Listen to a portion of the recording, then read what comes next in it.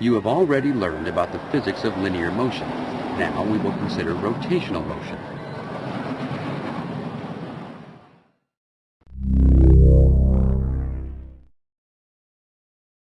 The simplest example of rotational motion is called uniform circular motion. An object in uniform circular motion moves in a perfect circle with a constant velocity. When the object moves through an angle delta theta, it travels a distance given by the arc length delta s. You probably recall that arc length is equal to the radius of the circle times the angle. So, here delta s is equal to r times delta theta.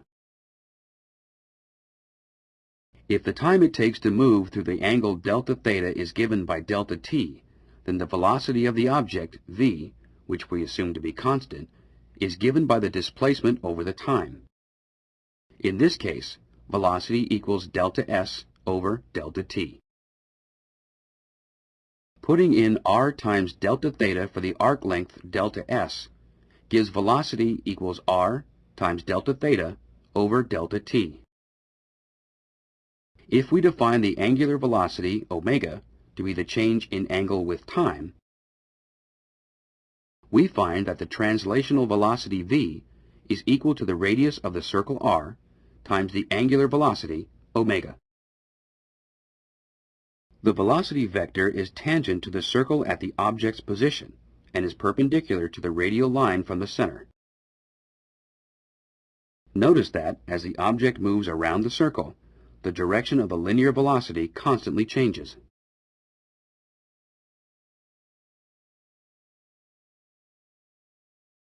Let's consider what happens when an object makes a complete circle.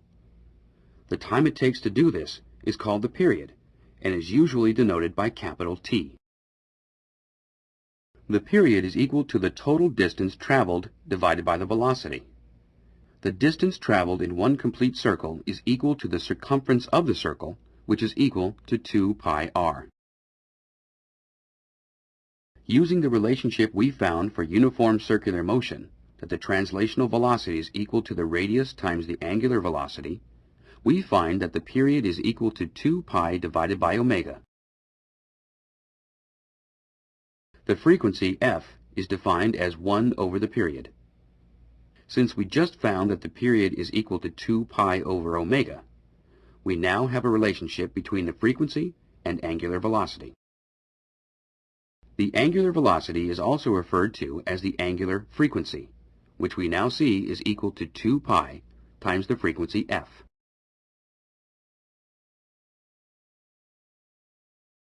You probably recall that the change in velocity with time is equal to the acceleration. Since velocity is a vector, an object is accelerated when either the magnitude or the direction of its velocity changes.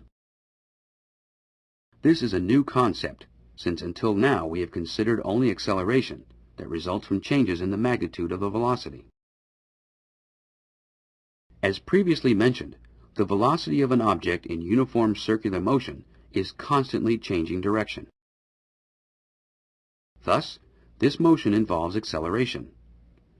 This is called centripetal acceleration and is denoted by a sub c. Let's consider what happens when our object moves a small distance along the circle. The change in the velocity vector delta v is represented by vector v2 minus vector v1. We can graphically subtract the vector v1 from vector v2 to get vector delta v. Notice that delta v points toward the center of the circle. In uniform circular motion, the delta v vector always points towards the center of the circle it is describing, regardless of the object's position on the circle. We know the direction of delta v, which indicates the direction of the centripetal acceleration.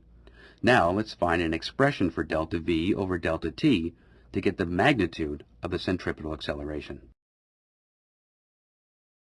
If you look closely at the triangle formed by delta v equal to v2 minus v1, theta is the apex angle of the triangle.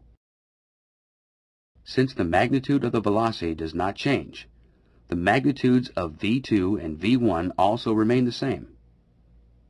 Thus, V equals V1 equals V2. Since the triangle has two sides that are the same, it is an isosceles triangle. Now notice that the distance traveled by the object along the arc length is equal to the velocity times delta t. We can see that the small triangle formed by the radius and arc length is also an isosceles triangle with the angle of displacement equal to theta. Since the two triangles are similar triangles, the ratios of two sides of each triangle are equal to each other. Lastly, we replace the arc length by v delta t. From this expression, we solve for delta v over delta t, which is the centripetal acceleration. We find that the centripetal acceleration is equal to velocity squared divided by the radius. We found earlier that the direction of the centripetal acceleration always points towards the center of the circle. Thus, we have fully defined the direction and magnitude of the centripetal acceleration vector. The centripetal acceleration can also be written in terms of the angular velocity by using the relationship for uniform circular motion that velocity equals angular velocity times radius.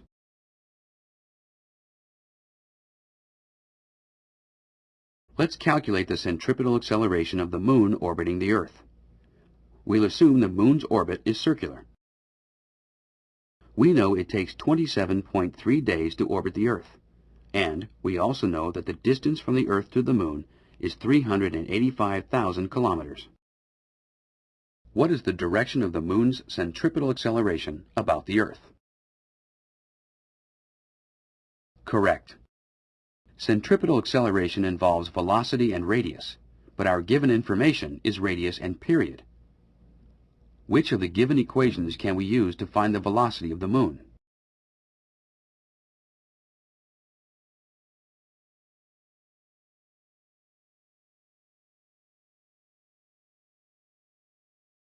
Correct. What is the distance traveled by the Moon in one orbit? Correct. What is the Moon's velocity?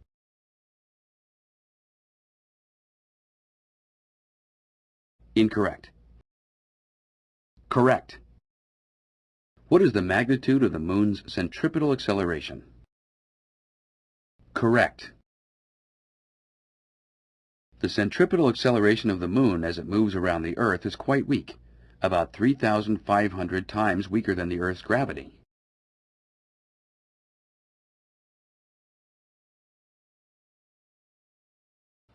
We will now go through an example of centripetal acceleration and the forces that occur in a loop-the-loop track.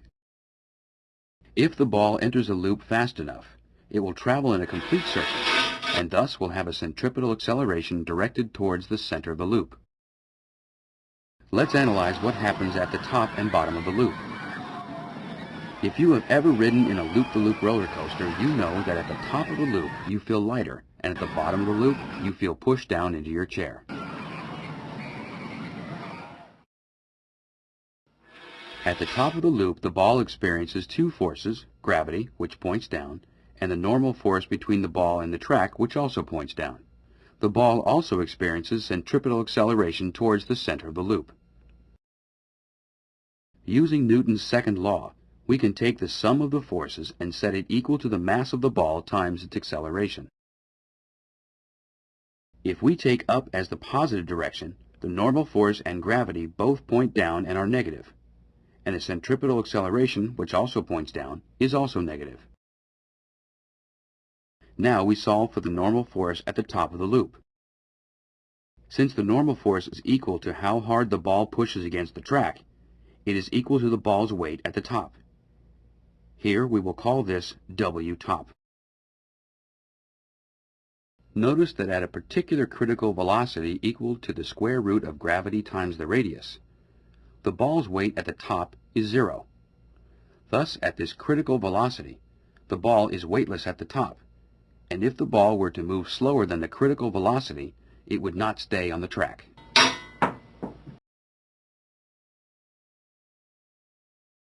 What happens at the bottom of the track? Here the force of gravity points down, the normal force points up, and the centripetal acceleration points up. Let's use Newton's second law to analyze this case. We must take care to keep track of the signs of the forces and the acceleration. Let's solve for the normal force. Notice that this time, the gravity and centripetal terms are additive. Thus, the ball's weight at the bottom, W bottom, is always greater than the rest weight of the ball, which is mass times gravity, with the difference being the centripetal term. As a result, the faster you go, the heavier you will feel at the bottom of the circle.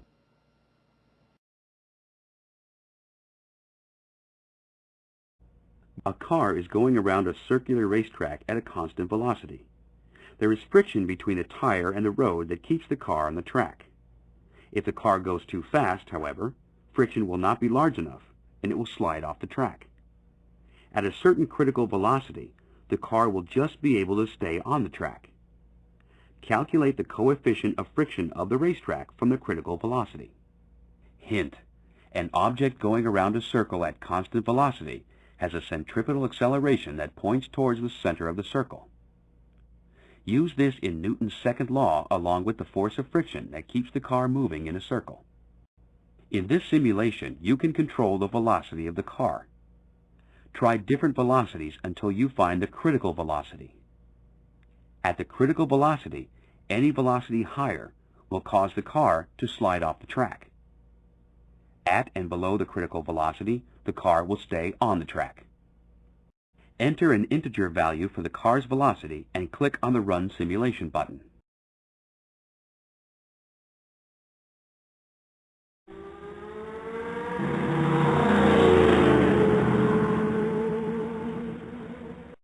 The velocity is too low. Try again.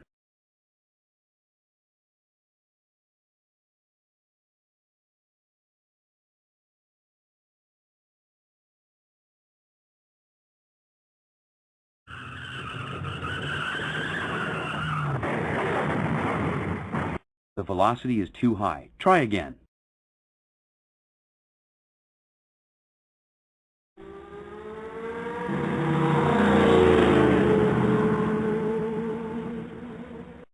The velocity is too low. Try again.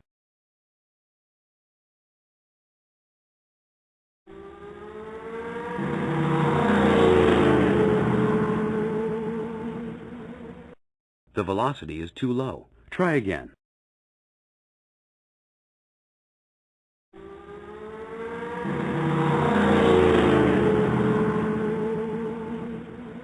Enter your value for the coefficient of friction in the box.